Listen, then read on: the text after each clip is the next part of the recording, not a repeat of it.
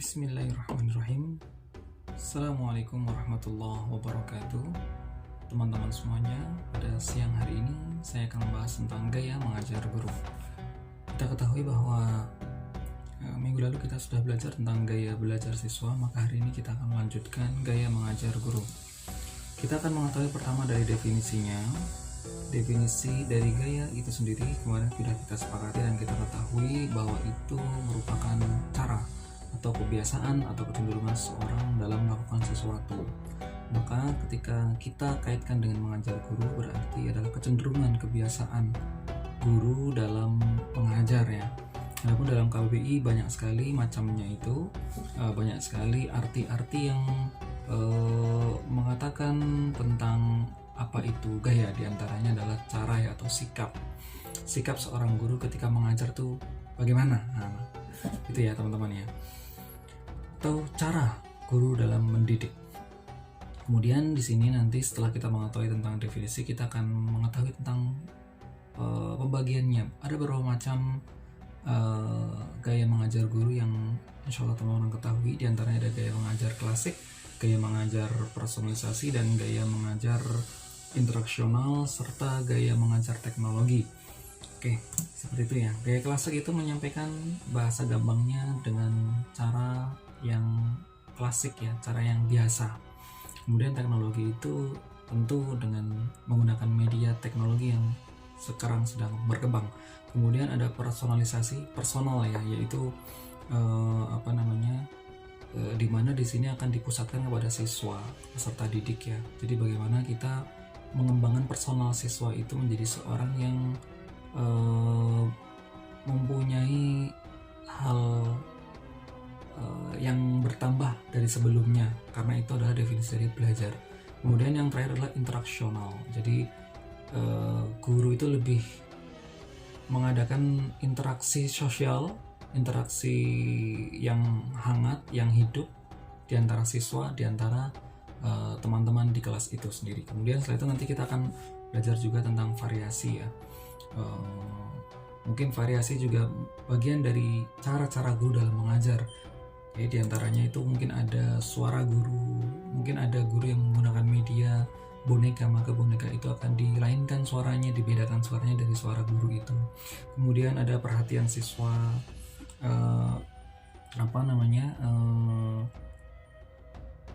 yang menjadi sebuah fokus dari seorang guru dalam mengajar, yaitu bagaimana menarik perhatian siswa. Kemudian waktu, kemudian dia juga bisa pandai untuk mengatur waktu. Kontak pandang juga itu termasuk dari bagian dari variasi dalam mengajar, cara dalam mengajar, gerak anggota badan, gesture tubuh ya, kemudian posisi mungkin ada di depan terus atau di belakang, putar, kemudian bertanya, kemudian mengelilingi siswa, itu juga termasuk dari variasi.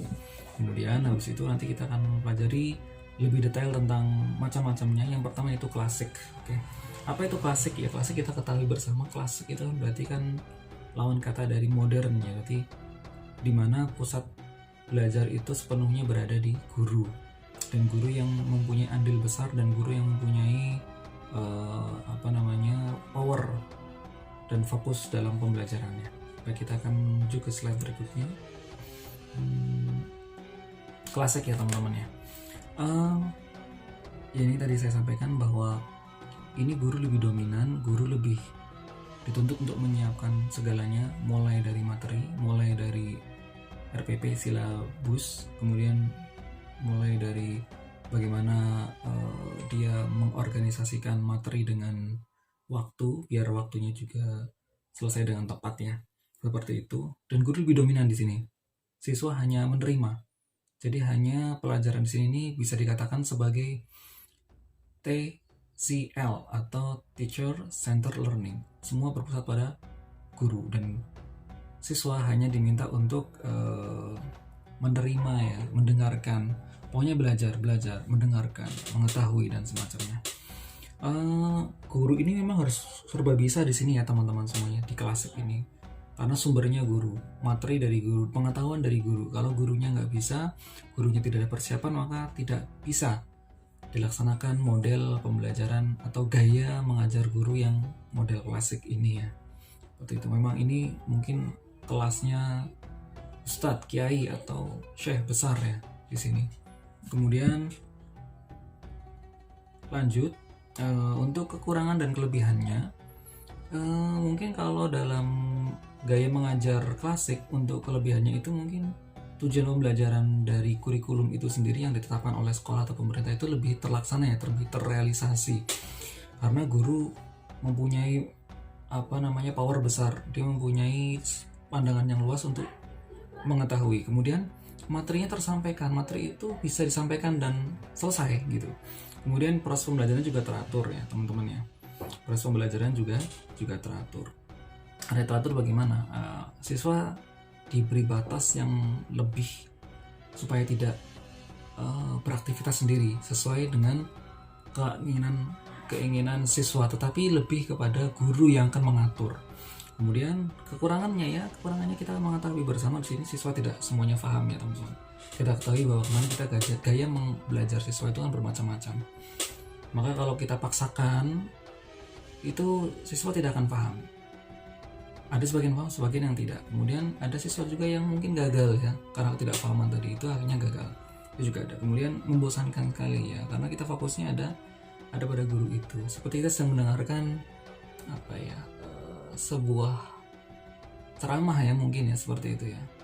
Itu mungkin kita akan merasakan bosan sekali ya, apalagi ilmunya bukan ilmu agama atau ilmunya bukan ilmu yang menarik seperti itu. Kemudian setelah itu kita akan mempelajari juga seputar ini ya,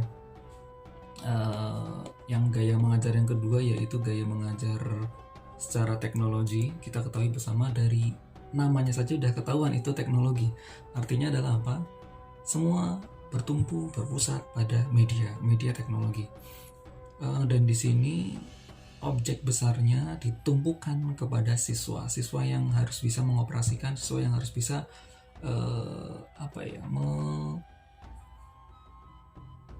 bergabung bersama dengan media teknologi itu.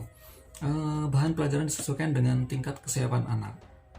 Ini ya teman-teman ya. Jadi kalau anak usia SD mungkin tidak akan bisa menggunakan media-media teknologi yang berbasis komputer yang mungkin tingkatan penggunaannya lebih tinggi dan lebih rumit seperti itu ya. Maka harus sesuaikan dengan taraf kecerdasan dan pengalaman anak itu. Kemudian belajar menggunakan perangkat atau media. Oke, tadi sudah kita sampaikan. Kemudian guru di sini perannya hanya membantu. Guru tidak sebagai pengatur, sebagai pusat, sebagai poros, tapi dia hanya fasilitator gitu teman-teman ya. Fasilitator teknologi, dan siswa yang mencari, membangun pengetahuannya sendiri, dan siswa yang belajar untuk memahami sendiri melalui media teknologi itu. Baik, kemudian kita akan lanjut lagi ke gaya personalisasi itu teman-teman ya. Ini juga sama, berpusat pada peserta didik. Ini bisa kita katakan lawannya teacher center learning, yaitu student center learning, dan ini sedang dibumikan, digaung-gaungkan banyak sekali untuk dilaksanakan di semua jenjang pendidikan di Indonesia khususnya, dan secara umum di dunia ya, yaitu student center learning. Bagaimana kita membiarkan siswa untuk membangun sendiri pengetahuannya ya. Kemudian di sini dalam personalisasi itu ada dua aliran teman-teman ya, aliran progresif dan aliran romantik. Progresif itu John Dewey ini memandang bahwa, kita membaca bersama, situasi itu teman-teman ya, itu akan mempengaruhi besar terhadap terbentuknya disiplin dan pengalaman belajar. Jadi ketika kita sudah membuat sebuah lingkungan, atmosfer yang dimana siswa itu bisa belajar dengan nyaman, dengan tenang, dengan mudah, dan bisa menyerap ilmunya, maka teman-teman semuanya, sejatinya guru itu sedang mempraktekkan gaya mengajar personalisasi, dimana guru memfasilitasi siswa, ini loh ruangan, ini loh alat, ini loh media, ini loh suasana yang bisa teman-teman gunakan untuk belajar dengan baik dan nyaman. Begitu teman-teman ya. Kemudian aliran yang kedua, aliran romantik, itu adalah memandang anak, anak ini harus ya tadi yang saya sampaikan hampir sama ya dengan progresif itu. Yang pertama itu mungkin dia lebih kepada menyiapkan situasi, kondisi, keadaan. Ini lebih umum lagi ya. Jadi membiarkan siswa itu belajar sendiri, terserah pokoknya gitu. Guru hanya menyiapkan, butuh apa, guru menyiapkan. Anak peserta didik butuh ini, butuh itu, butuh semuanya, maka guru harus pintar-pintar menyiapkan. Kemudian yang berikutnya yaitu gaya interaksional, gaya yang terakhir ya teman-teman ya. Interaksional kita lihat dari istilahnya saja interaksi. Interaksi adalah komunikasi dua arah ya teman-teman ya. Dimana di sini tetap yang ditumpukan adalah siswa. Jadi siswa itu bagaimana membangun pengetahuannya sendiri itu melalui interaksi dengan sesama, interaksi dengan teman sejawatnya. Itu teman-teman, dan kita ketahui di sini mungkin metode yang tepat untuk kita gunakan adalah mungkin metode diskusi, metode problem solving. Jadi kita berikan, mungkin kita lemparkan sebuah isu atau kasus, kemudian mereka tuh berkumpul sendiri dengan teman sejawat dan mendiskusikannya. Kemudian nanti guru akan mereview ya, guru akan melihat, mengawasi, dan di akhir akan mereview. Itu yang mungkin sudah berjalan di era-era sekarang ini ya teman-teman ya. Ini ya, ini kemudian dan perlu diketahui bersama bahwa dalam interaksional ini keaktifan dan keikutsertaan siswa, setiap individu itu sangat berperan terhadap kemajuan atau dalam menimbulkan sebuah pengetahuan baru ya. Dan ini banyak sekali mungkin kita bisa cari hal-hal yang mungkin senada atau hampir mirip dengan dengan bentuk seperti ini mungkin dalam acara TV ya. Kita bisa melihat seperti LK ya. Bukan LK itu mah ini ya, komedi ya, ILC, Indonesian Layar Club.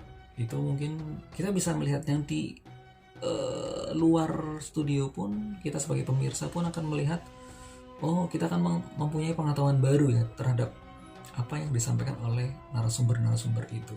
Dan narasumber-narasumber itu pun saling berdiskusi dengan pengetahuan dan kadar tingkat keilmuannya masing-masing ya. Seperti itu teman-teman semuanya. Jadi gaya-gaya seperti ini yang sebenarnya sedang dibutuhkan oleh guru-guru dewasa ini ya teman-teman. Satu hal yang mungkin akan saya lebih tekankan di personalisasi. Jadi di sini akan saya tambahkan bahwa guru di sini harus punya keahlian khusus dalam menangani siswa per individunya. Jadi dia harus mengetahui karakter siswa, karakter peserta didik, wataknya, gaya belajarnya, problemnya mungkin, sampai kehidupannya sehari-hari di rumah tuh bagaimana, dan guru harus bisa mengetahui itu teman-teman ya.